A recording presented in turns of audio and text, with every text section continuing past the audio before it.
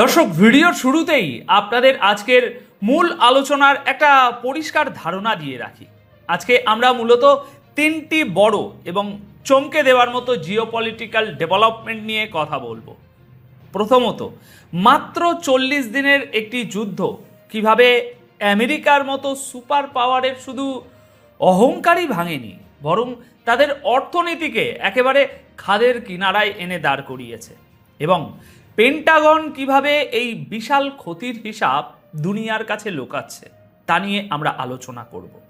দ্বিতীয়ত, আমরা দেখব কিভাবে এই যুদ্ধের কারণে খোদ ন্যাটোর ভেতরে এক বিশাল ফাটল ধরেছে, যেখানে আমেরিকার প্রেসিডেন্ট ডোনাল্ড ট্রাম্প খোদ তাদের ন্যাটো মিত্র ইটালি এবং স্পেনের বিরুদ্ধে প্রকাশ্য হুমকি দিচ্ছেন। এবং তৃতীয়ত, আমরা বিশ্লেষণ করব কিভাবে ইউরোপের মাটিতে থাকা আমেরিকান সামরিক ঘাঁটিগুলো এখন খোদ আমেরিকার জন্যই গলার কাটা হয়ে দাঁড়াচ্ছে। দর্শক, এই খবরগুলো কোনো সাধারণ আপডেট নয়, বরং এর পেছনে লুকিয়ে আছে গ্লোবাল পাওয়ার শিফটের একটা বিশাল চিত্র। তাই শুধু কি ঘটেছে তা নয়, কেন ঘটেছে এবং এর সুদূর প্রসারী প্রভাব কি হতে যাচ্ছে তা নিয়ে আজ আমরা একদম প্র্যাকটিক্যাল আলোচনা করব। দেখুন, আন্তর্জাতিক রাজনীতিতে একটা কথা খুব প্রচলিত আছে, আর তা হলো মিত্রতার একটা বিশাল চড়া দাম চোকাতে হয়। আর আমেরিকা ঠিক এই মুহূর্তে তাদের সবচেয়ে প্রিয় মিত্রকে বাঁচাতে গিয়ে নিজেদের অর্থনীতির যে কি ভয়াবহ ক্ষতি করেছে তা এখন আর ধামাচাপা দেওয়া যাচ্ছে না। ইরান একটি অত্যন্ত চাঞ্চল্যকর এবং বিশাল দাবি করেছে, যা পুরো পশ্চিমা মিডিয়াকে নাড়িয়ে দিয়েছে। ইরানের দাবি অনুযায়ী এই 40 দিনের যুদ্ধে আমেরিকার এমন এক মহা বিপর্যয় এবং সুপার লেভেলের আর্থিক ক্ষতি হয়েছে, যা ডোনাল্ড ট্রাম্প প্রশাসন এবং পেন্টাগন মরিয়া হয়ে সারা বিশ্বের কাছ থেকে লুকানোর চেষ্টা করছে। ইরানের পররাষ্ট্রমন্ত্রী Abbas Araghchi social media platform এক্সে অত্যন্ত স্পষ্ট ভাষায় বলেছেন যে পেন্টাগন যুদ্ধের আসল খরচ নিয়ে ডাহা মিথ্যে কথা বলছে। তার দেওয়া তথ্য অনুযায়ী শুধুমাত্র নেতানিয়াহুর একগুঁয়েমির কারণে এবং তাকে অন্ধভাবে সমর্থন করতে গিয়ে আমেরিকা সরাসরি $100 বিলিয়ন বিশাল এক ধাক্কা খেয়েছে। এখানে একটা জিনিস বুঝতে হবে দর্শক, এই $100 বিলিয়ন কোনো সাধারণ সংখ্যা নয়। পেন্টাগন সরকারিভাবে ক্ষতির যে হিসেব দেখাচ্ছে, এই অঙ্ক তার চেয়ে 4 গুণ বেশি। আব্বাস আরাগাচি অত্যন্ত তীক্ষ্ণ একটি মন্তব্য করেছেন যে ইসরায়েল ফার্স্ট নীতির মানেই হলো আমেরিকা লাস্ট, অর্থাৎ মিত্রকে খুশি করতে গিয়ে আমেরিকা নিজেদের সাধারণ নাগরিকদের স্বার্থকে সবার পেছনে ফেলে দিয়েছে। এই $100 বিলিয়ন বোঝা কিন্তু আকাশ থেকে পড়ছে না, এই পুরো চাপটা গিয়ে পড়ছে আমেরিকার সাধারণ করদাতাদের ঘাড়ে।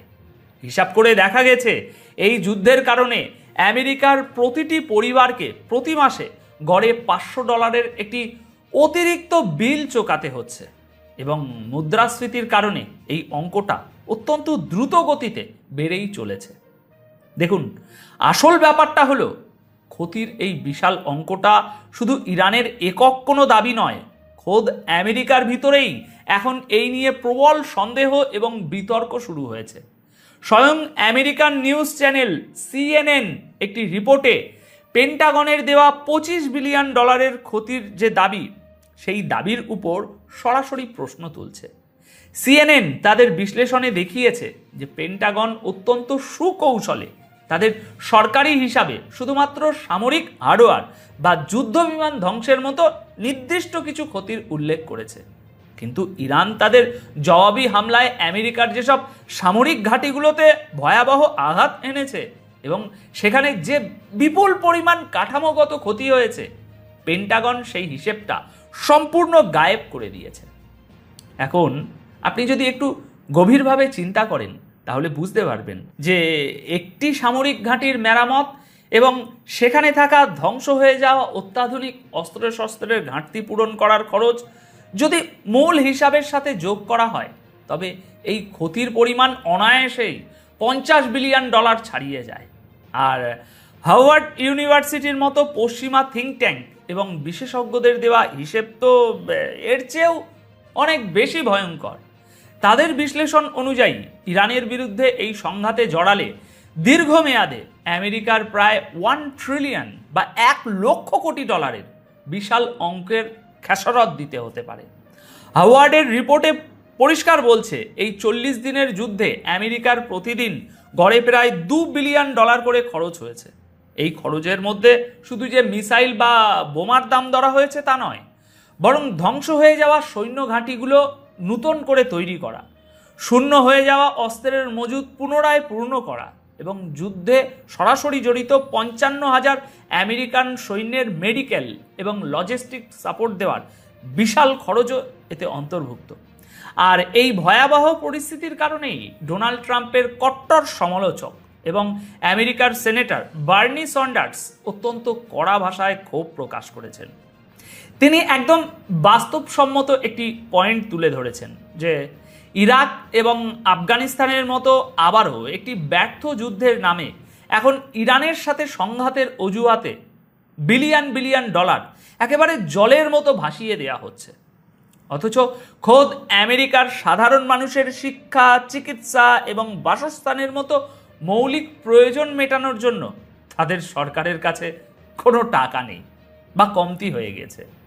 আমেরিকার ভিতরেই এখন এই প্রশ্ন জোরালো হচ্ছে যে ট্রাম্প প্রশাসন যাকে বিরাট সাফল্য বলে দাবি করছে, বাস্তবে তা আমেরিকার অর্থনীতির মেরুদণ্ড ভেঙে দেওয়ার একটা আয়োজন ছাড়া আর কিছুই নয়। এবার দর্শক, জিওপলিটিক্যাল দাবার সবচেয়ে ইন্টারেস্টিং চালটিতে নজর দেওয়া যাক। ইরান শুধু যে আমেরিকার অর্থনীতিতেই আঘাত করেছে তা নয়, তারা অত্যন্ত নীরবে এবং কৌশলে পশ্চিমা সামরিক জোট ন্যাটোর ভিতরে একটা বিশাল ভাঙন ধরিয়ে দিয়েছে। ডোনাল্ড ট্রাম্প এবং ন্যাটোর ইউরোপিয়ান মিত্রদের মধ্যে যে ছোটোখাটো ফাটল ছিল তা এখন একটা গভীর খাদে পরিণত হয়েছে। মিডিয়ার সাথে কথা বলার সময় ডোনাল্ড ট্রাম্পকে যখন জিজ্ঞাসা করা হয় যে তিনি জার্মানির মতো ইটালি এবং স্পেন থেকেও আমেরিকান সৈন্য প্রত্যাহার করবেন কিনা, তখন তিনি অত্যন্ত স্পষ্টভাবে বলেন, অবশ্যই, আমি কেন সেটা করব না। ট্রাম্প প্রকাশ্যেই অভিযোগ করেছেন যে ইটালি এই যুদ্ধে আমেরিকাকে কোনো ধরনের সাহায্য করেনি এবং স্পেনের আচরণ ছিল আমেরিকার জন্য চরম হতাশাজনক এবং ভীতিকর। দেখুন, এখানে আসল কারণটা যদি আমরা বিশ্লেষণ করি তাহলে দেখব ট্রাম্প মূলত এই কারণে ক্ষুব্ধ যে তিনি যখন ইরানের উপর চাপ সৃষ্টির জন্য হরমুজ প্রণালীর মতো অত্যন্ত স্পর্শকাতর রুটে আমেরিকার নৌবাহিনীর পাশে ইউরোপের যুদ্ধজাহাজ চেয়েছেন, তখন এই ন্যাটো মিত্ররা সরাসরি আমেরিকাকে একা ফেলে পিছটান দিয়েছে। তারা গ্লোবাল শিপিং রুট পাহারার নামে আমেরিকার এই যুদ্ধে জড়াতে রাজি হয়নি। পেন্টাগনের ভেতরের খবর হলো যেসব ন্যাটো মিত্র এই যুদ্ধে আমেরিকার অন্ধ অনুসরণ করছে না, তাদের বিরুদ্ধে রীতিমতো শাস্তিমূলক ব্যবস্থা নেওয়ার আলোচনা চলছে। পরিস্থিতি এতই খারাপ পর্যায়ে পৌঁছেছে যে স্পেনকে ন্যাটো জোট থেকে সাসপেন্ড করার মতো চরম পদক্ষেপ নিয়েও কথা হচ্ছে। এখানে ট্রাম্প প্রশাসন স্পেনের উপর সম্পূর্ণ বাণিজ্যিক নিষেধাজ্ঞা আরোপ করার সরাসরি হুমকি দিয়েছিল। দেখুন, এর পেছনের জিওপলিটিক্যাল কারণটা ছিল অত্যন্ত তাৎপর্যপূর্ণ। স্পেন তাদের নিজেদের মাটিতে থাকা ফৌজি ঘাঁটিগুলো আমেরিকাকে ব্যবহার করতে দিতে সরাসরি অস্বীকৃতি জানিয়েছিল, যে ঘাঁটিগুলো ব্যবহার করে আমেরিকা মূলত ইরানের উপর একটা বড় ধরনের সামরিক হামলার পরিকল্পনা করছিল। স্পেনের এই সিদ্ধান্ত আমেরিকার গ্লোবাল হেজিমনি বা বিশ্বজুড়ে তাদের যে একটা দাদাগিরি আছে তার গায়ে একটা বিশাল ধাক্কা লেগেছিল। এখানে একটি অত্যন্ত গুরুত্বপূর্ণ পরিসংখ্যান আমাদের মাথায় রাখতে হবে, যা সাধারণ খবরের ভিড়ে অনেক সময়ই হারিয়ে যায়। আমেরিকার সামরিক বাহিনী যে শুধু মধ্যপ্রাচ্যে বা আরব দেশগুলোতেই বসে আছে তা কিন্তু নয়। ডিসেম্বর 2025-এর সরকারি পরিসংখ্যান অনুযায়ী ইউরোপের মাটিতে আমেরিকার প্রায় 68,000 স্থায়ী সৈন্য মোতায়েন রয়েছে। এর মধ্যে শুধুমাত্র জার্মানির মাটিতেই রয়েছে 36,400 জন আমেরিকান সৈন্য। অথচ জার্মানির নিজস্ব অত্যন্ত শক্তিশালী একটি সামরিক বাহিনী রয়েছে। ন্যাটো চুক্তির দোহাই দিয়ে আমেরিকা মূলত ইউরোপের মাটিতে তাদের এই বিশাল সৈন্যবাহিনী বসিয়ে রেখেছে নিজেদের গ্লোবাল পাওয়ার প্রজেকশনের জন্য। কিন্তু ট্রাম্প এখন এই সৈন্য উপস্থিতিকে একটি ব্ল্যাকমেলিং টুল হিসাবে ব্যবহার করতে চাইছেন। তিনি ইউরোপ থেকে সৈন্য কমানোর হুমকি দিয়ে মূলত সেই সব দেশকে শায়েস্তা করতে চাইছেন যারা তার আগ্রাসী ইরান পলিসির বিরোধিতা করছে। এর মানে হলো ইরান তাদের দূরদর্শী কৌশল এবং সামরিক সাহসিকতার মাধ্যমে সরাসরি একটা গুলি না ছুড়েও ন্যাটোর মতো বিশাল পশ্চিমা জোটকে দুভাগে বিভক্ত করার কাজে লেগে পড়েছে।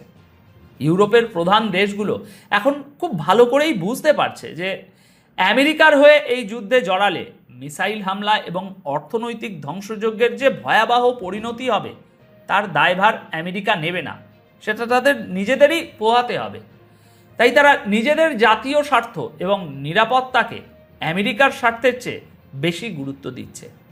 এখন আমাদের অত্যন্ত তীক্ষ্ণ দৃষ্টি রাখতে হবে যে ট্রাম্প কি সত্যি ইটালি এবং স্পেন থেকে সৈন্য সরিয়ে নিয়ে ন্যাটোর অস্তিত্বকে খাদের মুখে ঠেলে দেবেন, নাকি এটা শুধুমাত্র ইউরোপকে ভয় দেখিয়ে নিজেদের পক্ষে আনার একটা সস্তা কৌশল মাত্র। এবং এটাও দেখার বিষয় যে ইউরোপিয়ান দেশগুলো আমেরিকার এই অযৌক্তিক চাপের কাছে মাথা নত করে কিনা। দর্শক, আজকের এই গভীর বিশ্লেষণ থেকে একটা জিনিস অত্যন্ত গুরুত্বপূর্ণ, গ্লোবাল জিওপলিটিক্সে এখন আর পশ্চিমা বিশ্বের ওই একচেটিয়া আধিপত্য কাজ করছে না। আমেরিকা চাইলেই এখন আর পুরো বিশ্বকে তাদের আঙুলের ইশারায় নাচাতে পারছে না। তাদের নিজেদের ভিতরের অর্থনৈতিক সংকট এবং মিত্রদের সাথে আস্থার অভাব তাদেরকে ক্রমেই দুর্বল করে দিচ্ছে। এখন আপনারা এই পুরো পরিস্থিতিকে কিভাবে দেখছেন? ন্যাটোর এই অভ্যন্তরীণ ফাটল কি ভবিষ্যতে পশ্চিমা জোটের পতনের কারণ হতে পারে? আপনাদের মূল্যবান মতামত অবশ্যই কমেন্ট বক্সে জানাবেন। আপাতত এই বিশ্লেষণ এখানেই শেষ করছি। পরবর্তী বিশ্ব রাজনীতির আরও গভীর এবং বাস্তবমুখী বিশ্লেষণ নিয়ে আপনাদের সামনে হাজির হব। সবাই খুব ভালো থাকবেন, সুস্থ থাকবেন। ধন্যবাদ আপনাদের সকলকে।